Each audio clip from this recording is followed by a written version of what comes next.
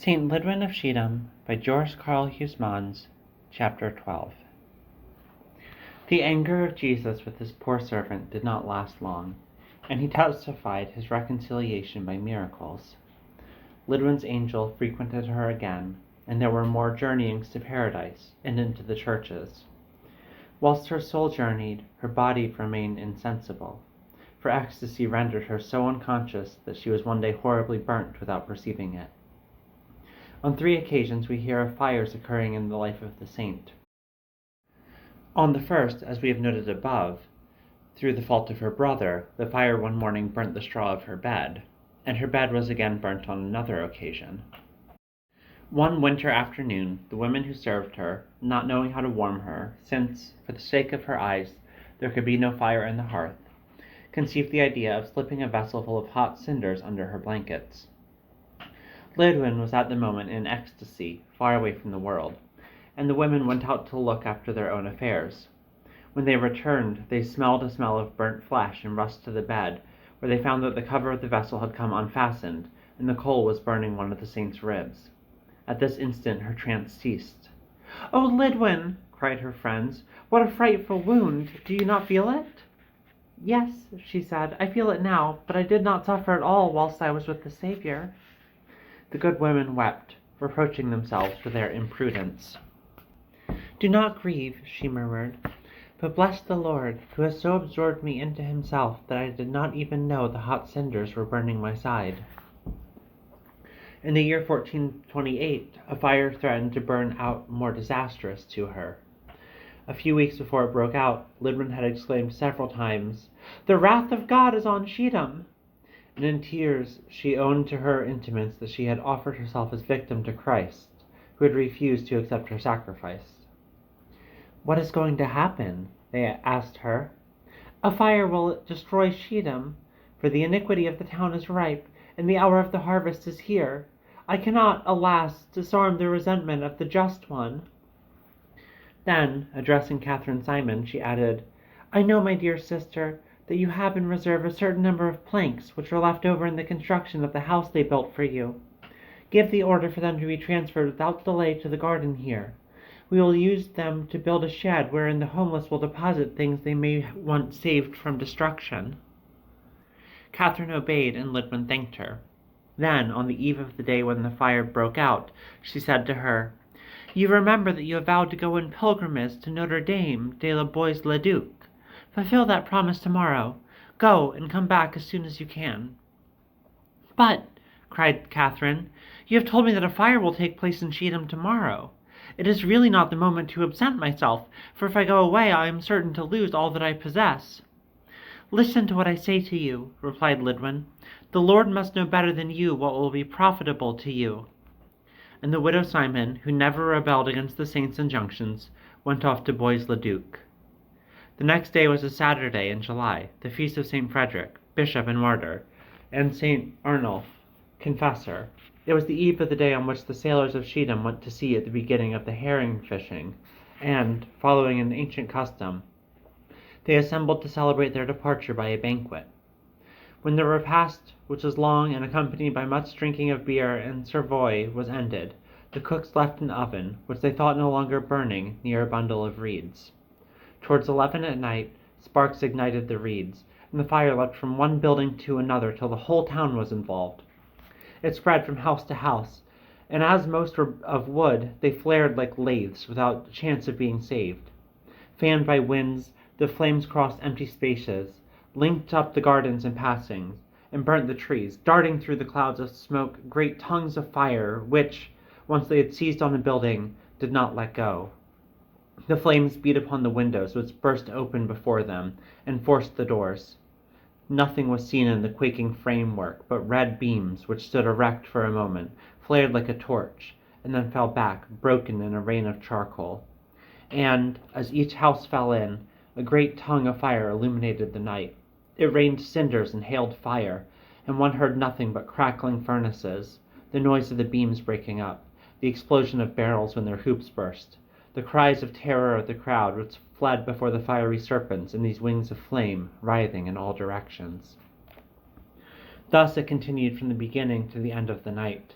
The next morning, the parish church, a convent of nuns next to it, and the greater part of the streets of Schiedam were nothing but a heap of ruins, while the fire still raged.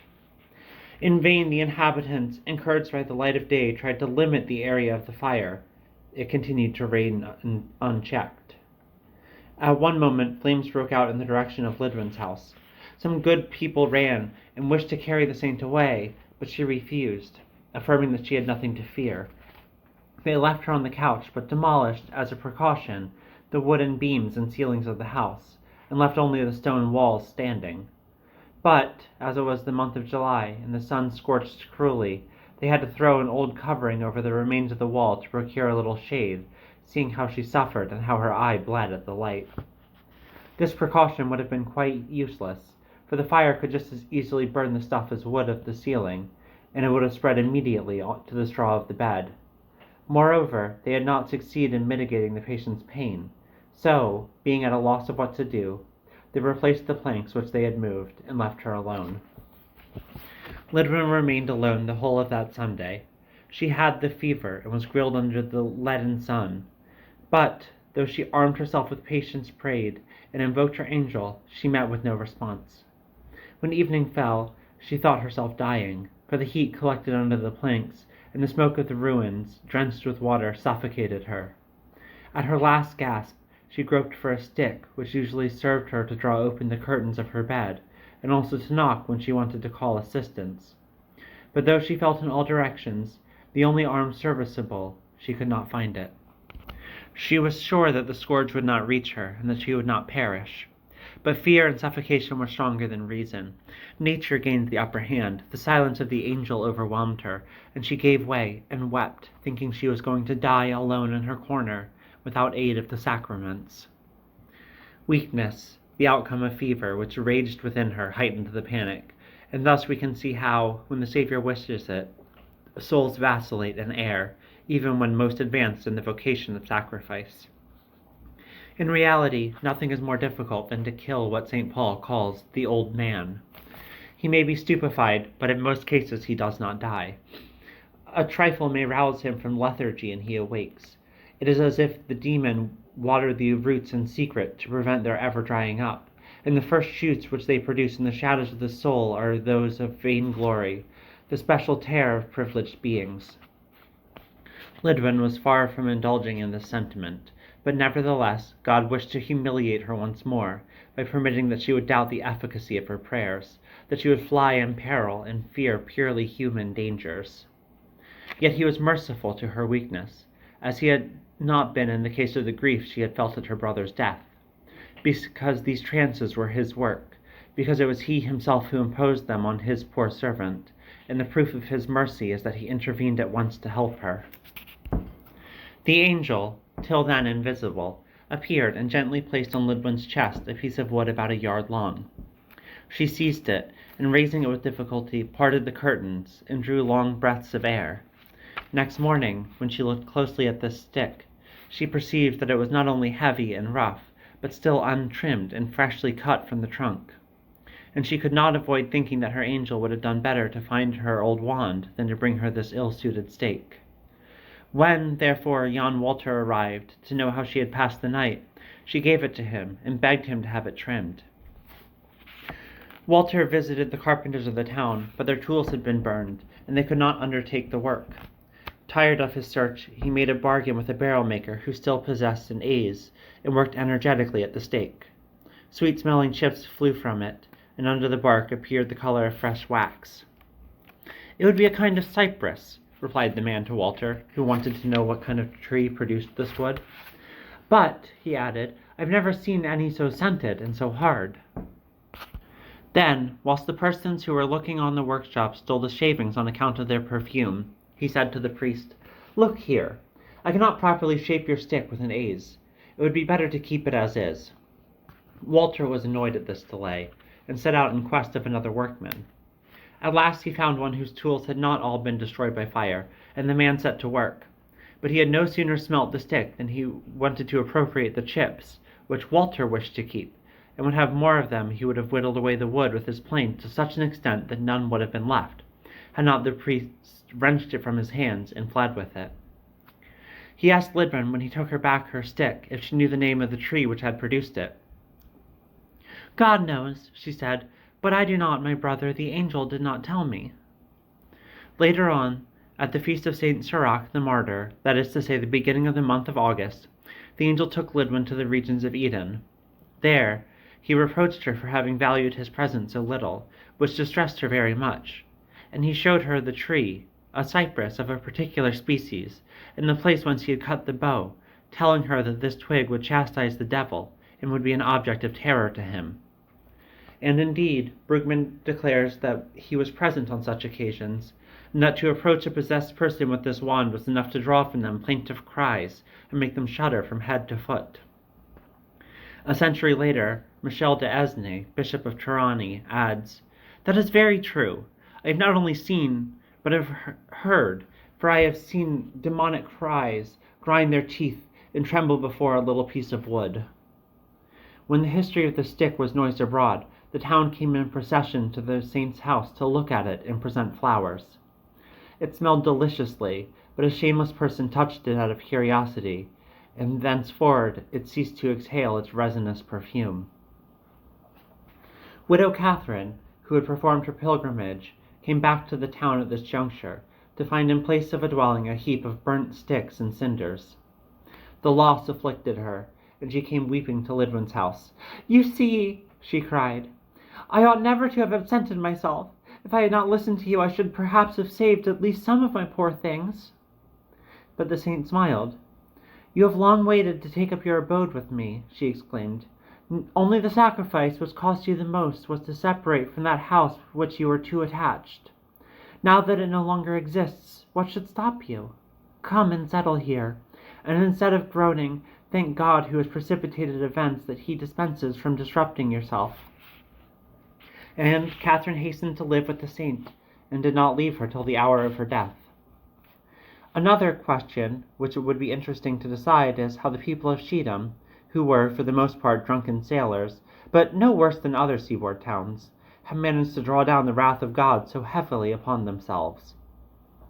If we consider their attitude at the time when the late Curé André was charged with having thrown the Eucharist into a heap of mud, we should say that these people had faith and venerated the body of the Lord, for they waxed indignant and wanted to chastise this recreant priest. If they were neither miscreants nor haters of God, how can we justify the resentment of Christ? Thomas à Kempis tells us they had jeered at the miraculous statue of the Virgin, and he cites amongst the offenders a priest and a woman whose open attachment to each other was a scandal to the people. By some details which he gives, it is easy to recognize in this ecclesiastic and this lewd woman Johannes de Burst and Hase Gowen, of whom we have already spoken. But besides this sin, we may, I think, admit that because of the favor which she had obtained in possessing within her walls a saint, whose miracles rendered the grace of God visible, Schiedam ought to have been more religious, more mystic than others, a model city, which she was not. God spared her once at the insistence of his servant, when a fleet was advancing to destroy her. But she did not amend, and the judge therefore grew weary and struck her. Such is the sole plausible explanation. In spite of everything, Lydwine could not prevent herself from thinking that if she had been more pure, her prayers might perhaps have been better heard, and yet she knew that her merits had been carefully taken account of. Had she not, some years previously, when she was in ecstasy, contemplated that spectacle which was vouchsafed to many saints besides, of the spouse holding a crown set with gems? She had examined it, and noticed that certain settings were empty. "The stones which are missing will be set in time," said Jesus. "This crown is that which I prepare for thee." When she came to herself, she thought truly that the unfilled settings symbolized the griefs which still remained for her to undergo, and she prepared herself to endure them. She examined herself closely and humbly, reconsidered past events, concluding that she had never offered to the well-beloved a heart truly free, and a spirit entirely unoccupied. She reproached herself that she had never entirely freed herself from her own will, never entirely banished self from herself, never sufficiently sifted the dregs of this world, and she implored Jesus to put her in the way of expiating this self-indulgence, by loading her with abuse and ill-treatment such as he himself had to bear. he satisfied her immediately. At this moment, Philip, Duke of Burgundy, who claimed the possession of the United Provinces by right of inheritance, to the detriment of his niece, the Countess Jacqueline, had invaded the Low Country at the head of an army and installed garrisons in various places. On the 10th October, the day when the feast of the martyrs St. Guerin and St. Victor were celebrated, he entered Schiedam, where he was received with great ceremony and invited to a banquet, to which all the authorities of the town were admitted, and also the curé, Jean Angeli, who was still living at this time. After the banquet, 4 men of Picardy, who were of the Duke's following, asked the curé to take them to see Lydwine, of whom they had heard marvels on all sides. He consented to accompany them there, but hardly were they introduced into the room when they began to make noise, and when Jean Angeli begged them to leave, they pretended that he was the saint's lover, and pushed him behind a little altar which had been put up to receive the body of Christ when he came to communicate the sick woman. There he crouched in helpless misery. "There is not a drop to be seen in this tavern," cried one of the brutes, who then lit a candle, tore the curtains and coverings of the bed away, and exposed the dropsical stomach of the wretched woman like a great bag of water. They were convulsed with laughter, said she was pregnant through her confessor. Lydwine's niece, little Petronille, was presented with the curé at this scene, and when they exposed her aunt's body she could no longer contain herself, but ran to cover her up. They wished to prevent her, but she opposed them with such determination that they finally struck her, and threw her with such violence against the steps of the altar that she was badly hurt and fainted. This encounter exasperated the scoundrels. They called Lydwine a loose woman, accused her of being the mother of 14 children, and of getting drunk at night. Then, whilst one held a torch to light the crouch, and abused the martyr, yelling, "They're going to take away the swelling, you dirty creature!" The others dug their fingers into the stretched skin of the stomach and burst it. Water and blood flowed out in abundance from 3 wounds, and the bed was inundated. After they had accomplished this martyrdom, they went to wash their hands and returned to abuse her. Lydwine, who had only replied by groans during these tortures, looked at them and said, "How is it that you do not fear to touch the work of God? Do you not fear the chastisement his justice prepares for you?" They shrugged their shoulders and, after a parting broadside of jokes and outrages, left her and went away. The curé rushed out for help at once. Lydwine's friends arrived, restored Petronille with a cordial and put her to bed, dressed her aunt's wounds, and changed the straw of her couch, which was drenched with blood, like the litter of a slaughterhouse. The next day, the Duke of Burgundy, who did not know of this assault, set out for Rotterdam. But hardly had his army left Schiedam when the news of the crime ran through the town. There was one universal cry of indignation against the bandits. The burgomasters presented themselves at Lydwine's house to console her, and announced that they were going to embark for Rotterdam, and demand that the Duke should punish these men. "Do not worry the prince on my account," replied Lydwine. "God reserves to himself vengeance for this crime. The arrest of these unfortunate men is already decreed." And indeed, the fate that awaited them did not tarry. The men who carried the torch and had so grossly insulted the saint were seized with vertigo at the very moment of entering the port of Rotterdam. He strayed like a madman onto the bridge of the vessel, and falling, broke his skull. The second was struck down near Zeekers in an access of delirium, and was abandoned in a sloop, where he died. The third, who belonged to the navy, was killed during a battle with the English. The fourth, who called himself a doctor, was seized with apoplexy near Sluis, and became speechless. His servant then recalled the crime to him, and asked if he was sorry, and making a sign that he was, he died. After this burial, the servant, who was a good and pious man, came to Schiedam to beg in his master's name that Lydwine should pardon him, and we may be sure that this favor was willingly granted. This dreadful adventure distressed the saint for years. She wept, not so much over the wounds she had received, as over the perversity of those miscreants, whom her prayers did not succeed in rescuing, and she would not let anyone pity her in her sufferings. "Weep rather," she said one day, "for the magistrates and bailiffs of Schiedam, who chatter amongst themselves over this affair. Weep for yourselves, for I see you menaced with a danger you know nothing of." And indeed, a short time after, they were convicted of treason by the Duke of Burgundy, and threatened with execution. After these events, the angel of the Lord came to Lydwine and said, "The divine spouse admits you according to your desire, the tortures of the passion. You have suffered abuse, you have been stripped and covered with shame, you have poured out blood and water by your wounds. Be joyful, my sister, for the brutality of these men of Picardy has helped to complete the number of precious stones which were still lacking in your crown."